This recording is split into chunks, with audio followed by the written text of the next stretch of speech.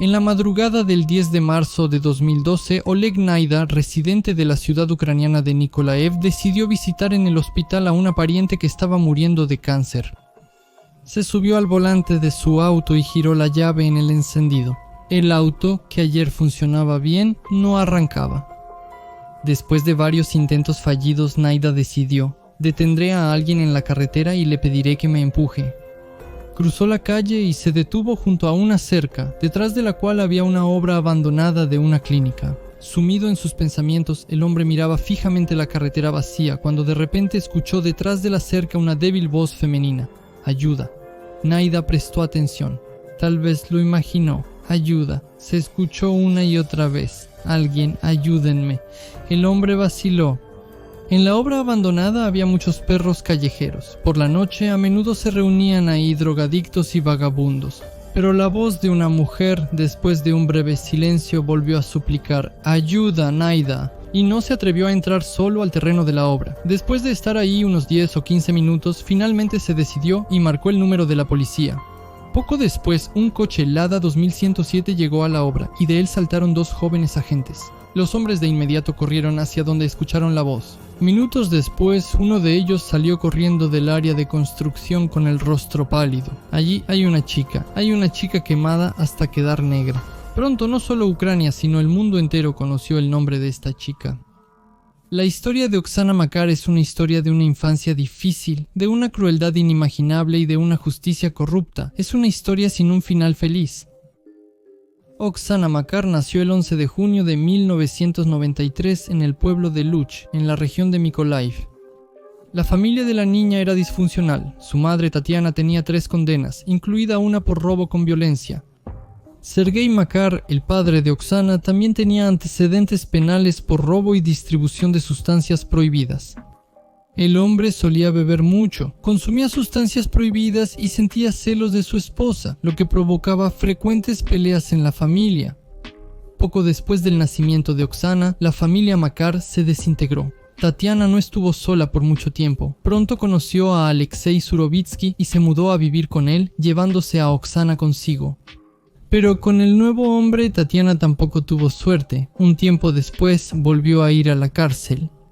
La pequeña Oksana se mudó con los padres de Tatiana, quienes seguían viviendo en su pueblo natal, Luch. Fue en ese mismo pueblo donde Oksana entró al primer grado. Según recuerdan los maestros y conocidos, nadie se ocupaba seriamente de la crianza de la niña, y ella crecía por su cuenta. Oksana no gozaba de buena fama en la escuela. La niña no veía nada malo en meterse en la mochila de un compañero de clase. Una vez incluso sacó una cartera del bolso de una maestra. A pesar de todo esto, la niña era amigable y generosa, y con gusto compartía dulces y frutas que llevaba consigo con sus compañeros de clase. En tercer grado, Oksana fue transferida a una escuela internado especializada de educación general. Los maestros recuerdan que ella a menudo era impulsiva y amaba la libertad, y varias veces se escapó de la escuela. La niña tenía un rendimiento académico promedio, pero participaba con gusto en actividades artísticas amateur. Según los datos del internado, a Oksana Makar se le diagnosticó un leve retraso mental, lo que explicaba algunas particularidades de su carácter. Sin embargo, la madre de Oksana no estaba de acuerdo con el diagnóstico, ya que en la escuela no había un especialista en psicología que pudiera evaluar profesionalmente el desarrollo mental de la niña. En ese momento, Tatiana volvió a juntarse con Alexei Surovitsky, se casó de nuevo con él y tomó su apellido.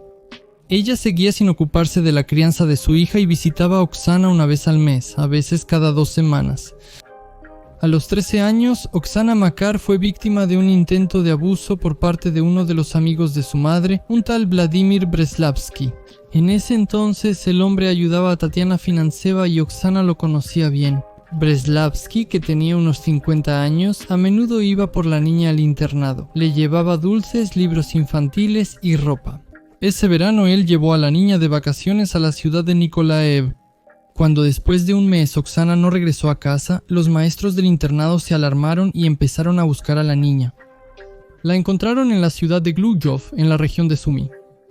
Al regresar, Oksana les contó a los maestros que el tío Vova abusó de ella y que por eso se escapó de él. La madre de Oksana y los abogados negarán este hecho en el juicio. Cuando Oksana terminó el 6º grado, Tatiana, que acababa de salir de prisión, volvió a sacar a la niña del internado, diciendo que ahí la estaba pasando mal. Oksana nunca estudió ni trabajó hasta el día de su fallecimiento. Después de un tiempo, Tatiana Surovitskaya encontró trabajo en Kiev y se mudó allá, mientras que Oksana se quedó en el pueblo de Luch con sus abuelos. La noche del 9 de marzo de 2012, Oksana decidió celebrar el Día Internacional de la Mujer en una de las cafeterías de la ciudad de Nikolaev. En el café Bar Ribka, donde ya había estado varias veces, la joven compró una botella de cerveza y una caja de jugo natural y se sentó en una mesa. Alrededor de las 10 de la noche, un grupo de hombres entró al café. También eran clientes habituales que Oksana conocía. Comenzaron a conversar y pronto el grupo invitó a Oksana a sentarse con ellos. La joven aceptó de buena gana. Los hombres compraron licor y le ofrecieron a Oksana beber con ellos. La joven tomó varios vasos de vodka uno tras otro y se emborrachó rápidamente. Ella les suplicó a los hombres que le compraran un sándwich, pero ellos respondieron que aún no había trabajado lo suficiente para merecerlo. Según la propia Oksana y su madre, mientras ella se volteaba, los hombres le echaron alguna sustancia en el vodka, posiblemente un somnífero. Por eso se emborrachó tan rápido y tan fuerte que no pudo levantarse de la mesa. Más tarde, la investigación presentará la versión de que toda la noche del 9 de marzo fue planeada de antemano. El encuentro en la cafetería y el alcohol fueron premeditados. Al poco tiempo, dos de los hombres, Artyom Pogosyan, de 22 años, y Evgeny Krasnoshek, de 23 años, le propusieron a Oksana ir con ellos al departamento de Maxim Prisishnyuk, de 24 años, a quien la chica también conocía. Le insistían a la chica que los acompañara a sentarse y tomar algo, asegurándole que no estaría sola y que no tuviera miedo. A Oksana no le agradaba Maxim Prisishnyuk, era un típico niño rico, hijo adoptivo de dos exfuncionarios públicos. Prisishnyuk llevaba varios meses literalmente acosando a la chica, tratando de convencerla de salir con él, incluso le ofreció dinero. Oksana se negaba, pero el chico era insistente y no se rendía. Esa noche, finalmente aceptó ir al departamento de Prisishnyuk. Oksana no sospechaba lo que le esperaba allí. Los hombres sacaron a Oksana del café del brazo y la metieron al auto. El grupo llegó al departamento de Prisishnyuk, donde continuaron la fiesta. Sin embargo, Oksana, que estaba borracha, casi de inmediato se fue a dormir. Eso era justo lo que los hombres necesitaban. Uno a uno comenzaron a ingresar a la habitación donde yacía la joven. Prisishnyuk abusó de Oksana primero, luego Krasnoshek y Pogosyan la atacaron uno tras otro. De repente, Oksana recuperó la conciencia. Al darse cuenta de lo que pasaba, empezó a gritar y empujar a Pogosyan, amenazando con denunciarlo a la policía. Los gritos eran muy fuertes. Los vecinos podían escucharlos y al oírlos venir a ver qué pasaba o incluso llamar a la policía. Krasnoshek entró en la habitación. Sujetando a la chica contra la cama, le apretó el cuello con las manos y la mantuvo así hasta que dejó de moverse. Después de eso, ya entendiendo que Oksana probablemente estaba muerta, volvió a abusar de ella. La asfixió, informó Krasnoshek a los demás. Hay que pensar a dónde llevaremos el cuerpo. Entonces, Prisishnyuk propuso la construcción abandonada de la clínica. Los tres criminales fueron a la construcción y observaron. Todo era perfecto. Una cerca alta, perros callejeros y un basurero. Es improbable que alguien venga aquí a diario. Decidieron dejar el cuerpo de Oksana ahí. Los hombres regresaron al departamento. Krasnoshek entró al cuarto donde estaba Oksana y se quedó atónito. La chica respiraba, así que seguía viva. Krasnoshek corrió por el cuarto y agarró un cordón. Esta vez apretó con todas sus fuerzas hasta que la chica volvió a quedarse quieta. Asegurándose de que Oksana no respiraba, envolvió su cuerpo en una manta y una funda de almohada y llamó a sus compañeros. Los tres juntos sacaron a la chica del edificio. Al salir, la manta se le resbaló de las manos al cachetón y Oksana cayó al asfalto. Su cuerpo golpeó sordamente el suelo, pero no hubo ni gemido ni grito. Los hombres bajaron al sótano de un edificio en construcción y arrojaron el cuerpo a un hoyo lleno de basura. Es probable que hayan decidido quemar la basura para deshacerse del cuerpo. Al salir de la construcción, Krasnoshek decidió repentinamente llevarse la funda de almohada. Al regresar, Oksana yacía inmóvil, envuelta en llamas. Krasnoshek se marchó creyendo que la chica había muerto, pero no era así. Oksana Makar pasó toda la fría noche de marzo en el basurero. La chica despertó y pidió ayuda, pero no había nadie cerca. Oleg Naida contó más tarde en una entrevista que escuchó la voz durante unos 10 minutos antes de decidirse a llamar a la policía, ya que tenía miedo de ser responsable por una falsa alarma. Honestamente les digo, me dio miedo entrar ahí por la cerca.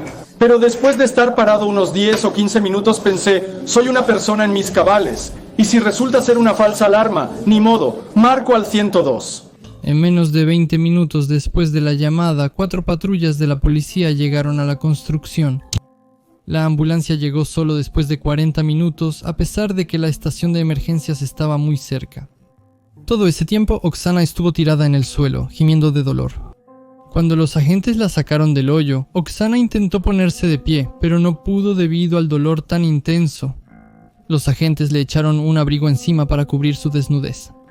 Temían ver el cadáver de la joven carbonizado y con señales de estrangulación en el cuello. Oksana les dio a los agentes los nombres de los hombres que abusaron de ella e intentaron quitarle la vida. La llevaron al Centro Regional de Traumatología Térmica en el Hospital Municipal número 3. La joven tenía quemaduras en alrededor del 55% de su cuerpo. La mayoría eran graves, de tercer y cuarto grado.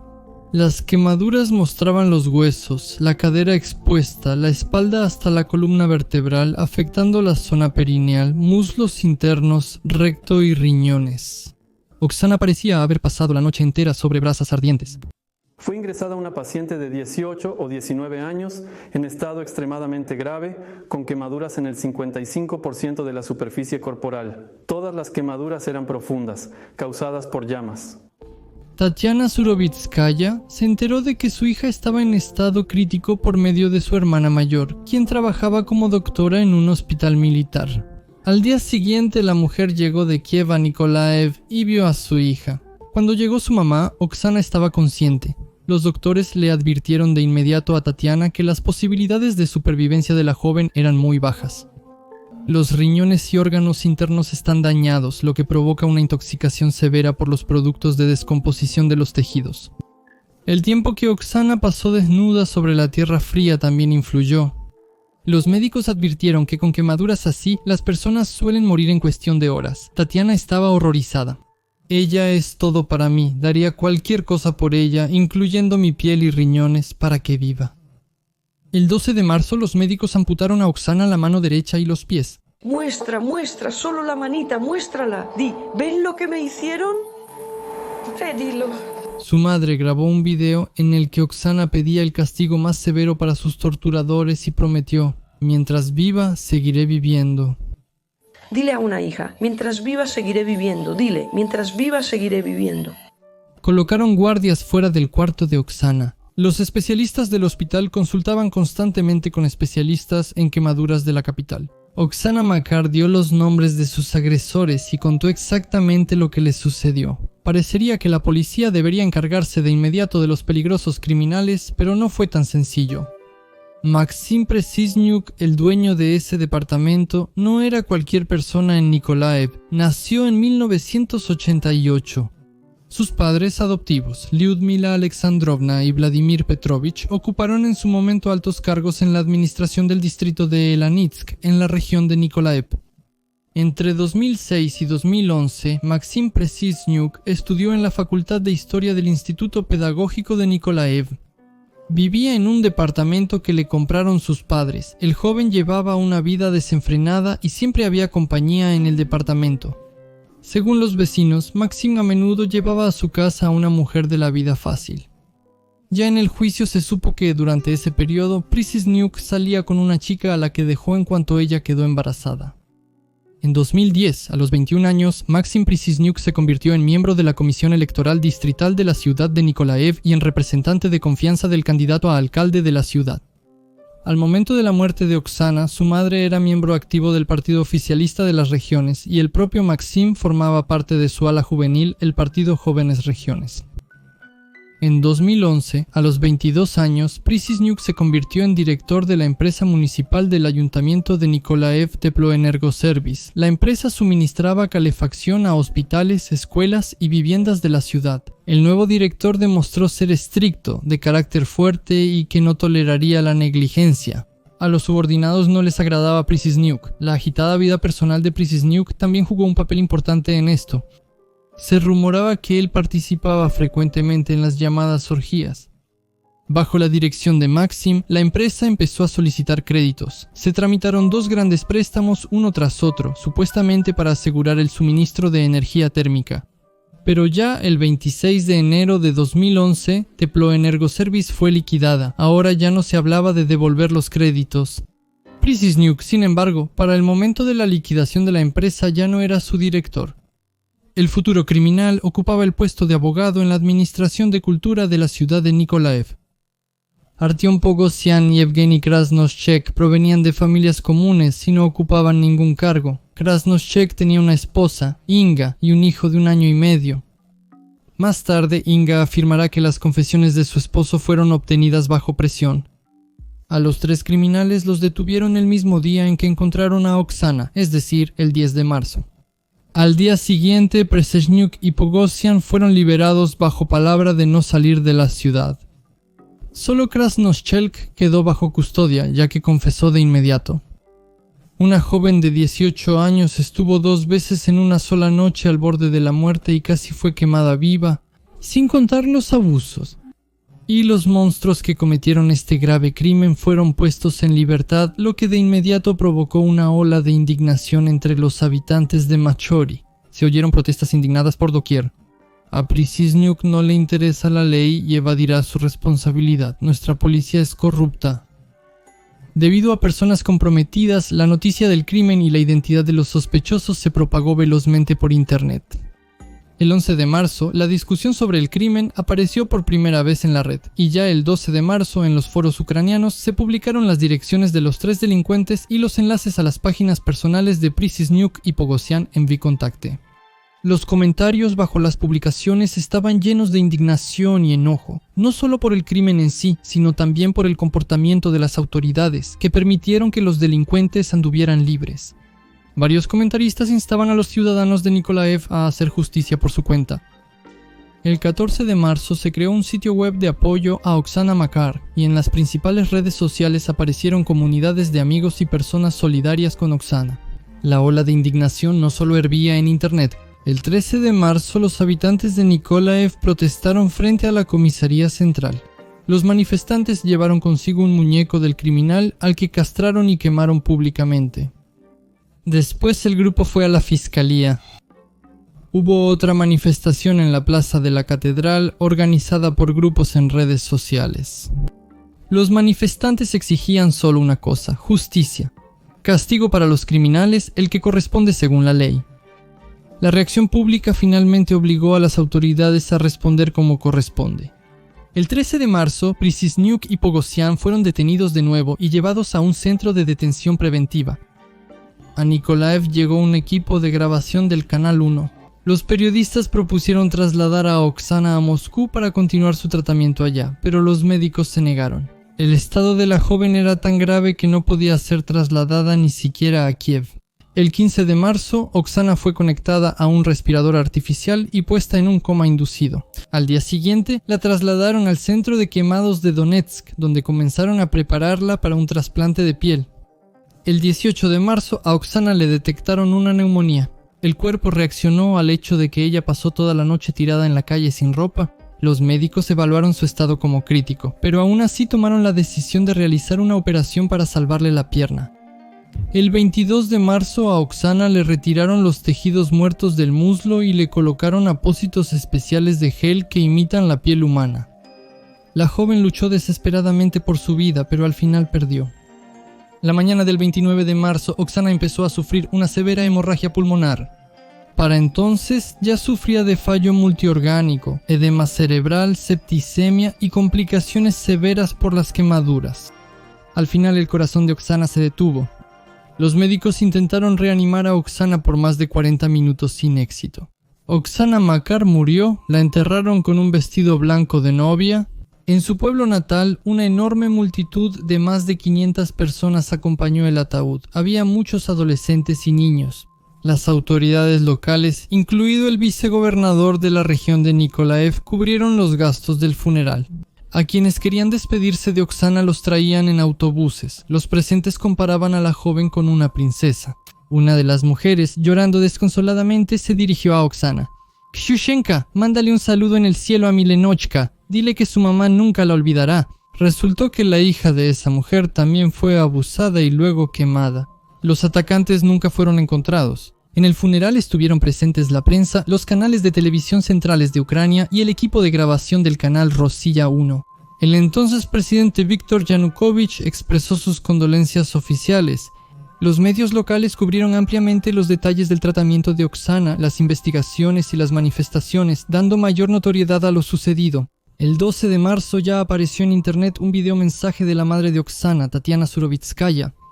La mujer habló sobre el grave estado de su hija y dijo que, a pesar de que Oksana estaba consciente, no se le realizó ningún examen médico ni peritaje. Hasta el 13 de marzo le tomaron declaración y una muestra a Oksana. La joven recordaba claramente todos los acontecimientos de esa noche y volvió a confirmar la identidad de los delincuentes. El 14 de marzo apareció en YouTube una grabación del interrogatorio de Krasnoshchek y el relato de Oleg Naida sobre cómo encontró a Oksana agonizando. El 15 de marzo se llevó a cabo en Nikolaev la mayor manifestación de protesta en apoyo a Oksana. Según diversas fuentes, entre 2 y 10.000 personas asistieron a la Plaza Sobornaya. Al mismo tiempo, el partido Regiones Jóvenes al que pertenecía Preciznuk intentó sabotear el mitin. El partido registró su propio mitin el mismo día, instalando un escenario y sonido en la misma Plaza Sobornaya. Los discursos se daban simultáneamente desde 2 escenarios. Los miembros del partido hicieron todo lo posible por ahogar las palabras de quienes vinieron a la plaza para apoyar a Oksana. El alcalde Vladimir Chaika intentó arreglar la situación, pero fue abucheado. ¿Por qué no hablaste antes? ¿Dónde estabas hace 2 días cuando la policía dejó en libertad a esos desgraciados?, gritaban en la multitud. La noticia de que el 10 de marzo fue llevada al hospital de la ciudad de Nikolaev, otra joven de 18 años, Sasha Popova, echó más leña al fuego de la creciente ira. Tenía las costillas rotas, la nariz fracturada y algunos órganos internos desgarrados. La joven fue hallada inconsciente y desnuda en el parque. Aunque no fue abusada, eso no cambiaba la situación. Sasha fue brutalmente golpeada durante la manifestación del 15 de marzo donde se mencionaron los apellidos de 2 chicas. Se recaudaron fondos para las 2 víctimas y se entregaron a sus familiares. Por suerte, Sasha Popova tuvo suerte. Después de 72 días en coma, finalmente recuperó la conciencia y pudo rehabilitarse. Sin embargo, las secuelas de la lesión permanecieron con ella para toda la vida. La joven a menudo sufre de dolores de cabeza y tiene dificultades para caminar. El 21 de marzo, en las redes sociales y foros, se filtró información sobre las causas del ataque a Oksana Makar. Una fuente, citando datos policiales, informó que Oksana fue elegida como víctima por los delincuentes no por casualidad. Toda la noche fue una venganza de Maxim Preciznuk porque ella se negó a convertirse en su amante. Un poderoso director de una gran empresa le propuso a una chica del pueblo una relación íntima, pero ella se negó. ¿Cómo pudo rechazarlo? A Krasnoshchek, a quien le asignaron el papel de ejecutor en el crimen, Preciznuk lo encontró en las redes sociales. Sabiendo que era poco probable que el ejecutor evitara el arresto, él eliminó de antemano la correspondencia con Krasnoshchek. El día del ataque a Oksana, Preciznuk trató de dejarse ver por la mayor cantidad de personas posible, preparando así su coartada. Él claramente no esperaba que no solo encontraran a Oksana con vida, sino también consciente. Pronto en Ucrania casi todos seguían los acontecimientos.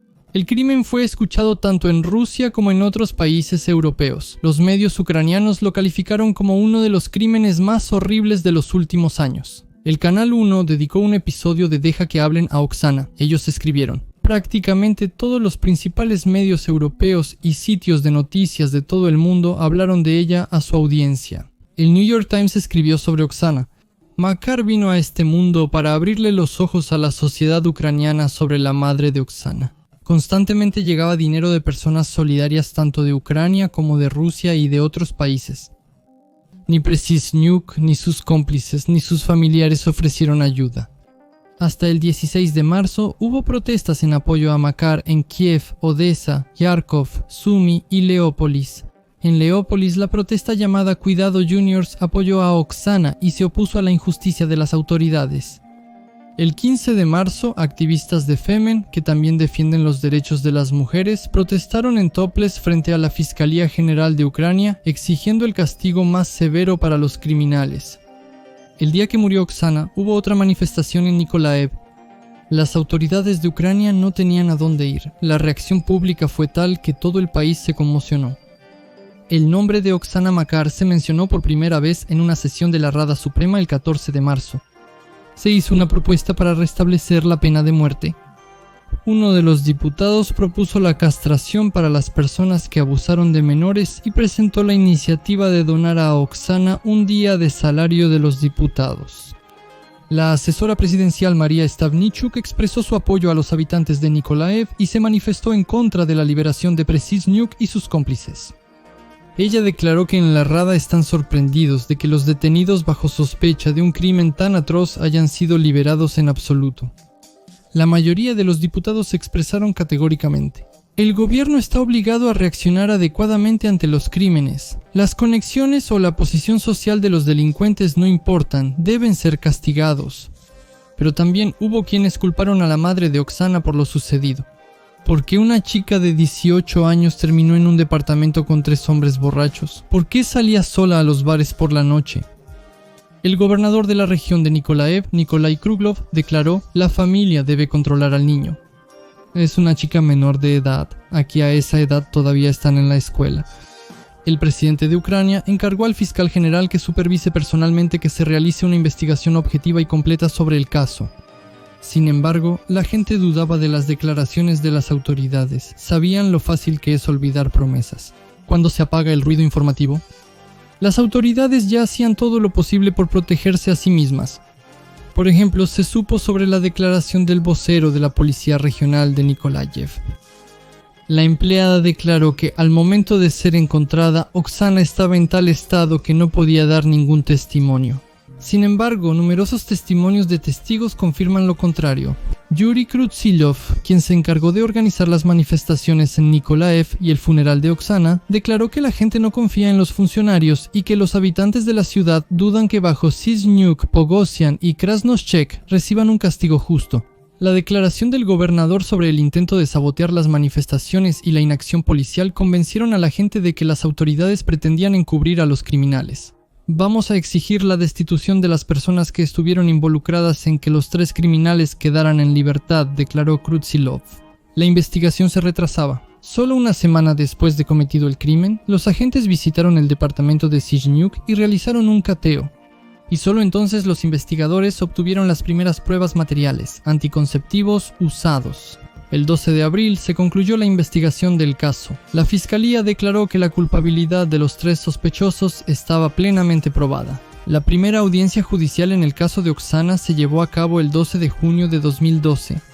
Durante la audiencia, Yevgeny Krasnoshchuk y Maxim Preciznuk admitieron parcialmente su culpabilidad. Así, Preciznuk afirmaba que Oksana tuvo relaciones sexuales con él voluntariamente, y Krasnoshchuk también decía que le preguntó personalmente a la chica sobre el acto sexual, y ella aceptó. Artem Pogosian lloraba y juraba que él no tocó a la chica. No participó en el incendio con Oksana viva y no tiene culpa de nada.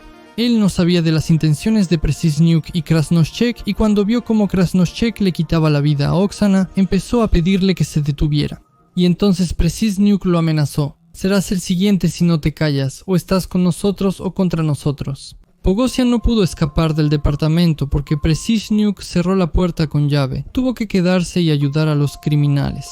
Ninguno de ellos se arrepintió de lo que hizo ni le pidió perdón a la madre de Oksana. Los abogados de los acusados dilataban las audiencias del caso lo más posible. Hasta el 11 de octubre las audiencias finalmente terminaron, y el 27 de noviembre el Tribunal del Distrito Central de Nikolaev declaró a los 3 culpables de los delitos que se les imputaban: abuso, privación de la vida con especial crueldad por parte de un grupo de personas en complicidad previa. Según la sentencia del tribunal, Yevgeny Krasnoshchek recibió cadena perpetua, Maxim Preciznuk debía pasar 15 años tras las rejas y Artem Pogosian 14 años. Sin embargo, ni la parte de los acusados ni la parte de la víctima quedaron satisfechos con la sentencia. Tatiana Surovitskaya consideraba que los 3 debían recibir cadena perpetua. Los abogados de Preciznuk consideraban que la sentencia para su cliente era muy severa. Afirmaban que incluso si Preciznuk, Krasnoshchok y Pogosian planeaban emborrachar a Oksana y abusar de ella, no tenían la intención de quemarla viva. Además, en la apelación escribieron que Oksana Makar no murió como resultado de que intentaron estrangularla 2 veces, sino después de que la incendiaron. La muerte de la joven es totalmente culpa de los médicos, que tardaron más de media hora en llegar a la obra. En segundo lugar, le dieron a Oksana una ayuda ineficaz. Pogozian, Preciznuk y Krasnoshek no están involucrados en la muerte de la joven. Entonces, ¿quién estranguló a Oksana con un cordón y le quitó la vida?, preguntó el juez.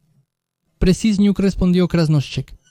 Krasnoshek respondió que él estaba en el baño en ese momento, no estaba ahí. Preciznuk respondió: yo estaba en otra habitación y no vi nada. Me dolió el corazón. No sabía nada en absoluto, agregó Pogozian. El Tribunal de Apelaciones rechazó las quejas de ambas partes, manteniendo la sentencia sin cambios. La madre de Oksana continuó. A finales del verano de 2013, Tatiana Surovitskaya presentó una queja ante la instancia de casación, donde nuevamente pidió cadena perpetua para Preciznuk y Pogozian, pero la queja fue rechazada. Y esta vez, los abogados de los acusados tuvieron más suerte. Lograron conseguir la revisión de las sentencias para Preciznuk y Pogozian según la llamada Ley Savchenko. Según esta ley, un día de prisión preventiva cuenta como 2 días de privación de libertad al calcular la duración de la condena por parte del tribunal. De esta manera, Pogozian saldrá en libertad a finales de 2024 y Preciznuk en 2025. Un año antes de lo que deberían. ¿Y qué pasa con los agentes de la ley que retrasaron la investigación? El subdirector del Departamento de Investigaciones del Ministerio del Interior en la región de Nikolaev, el coronel de la policía Vadim Pavlenko, realmente fue despedido de la institución durante el periodo de mayor escándalo. Él liberó a Preciznuk y Pogozian bajo palabra de no abandonar la ciudad. Y antes de que terminara el juicio, lo reincorporaron a su trabajo, aunque lo degradaron de puesto. La orden fue firmada por las mismas personas que se reunieron con la madre de Oksana y le prometieron todo tipo de apoyo. Ucrania recordó a Oksana Makar en varias ocasiones aún después de años.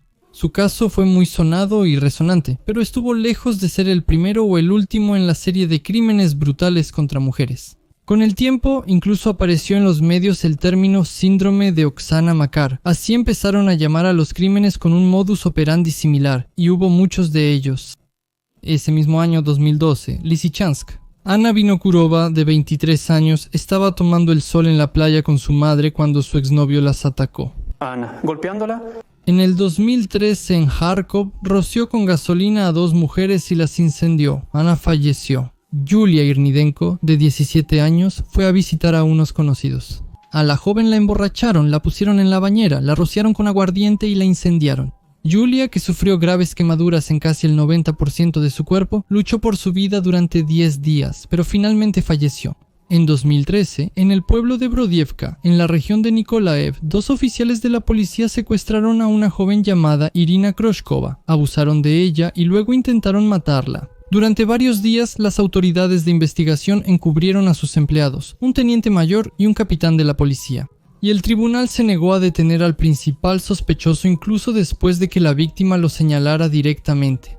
Las protestas en Bradivka se convirtieron en unas de las más multitudinarias en Ucrania, en parte gracias a la mención de Oksana Makar. Los expertos atribuyen la culpa en estos casos al profesionalismo deficiente en los órganos de investigación, al bajo nivel cultural de los criminales y sus víctimas y a la sensación de impunidad. Hoy en día, el dinero puede librar a cualquiera de problemas. Pero al final la decisión de quitarle la vida a alguien la toma el propio criminal.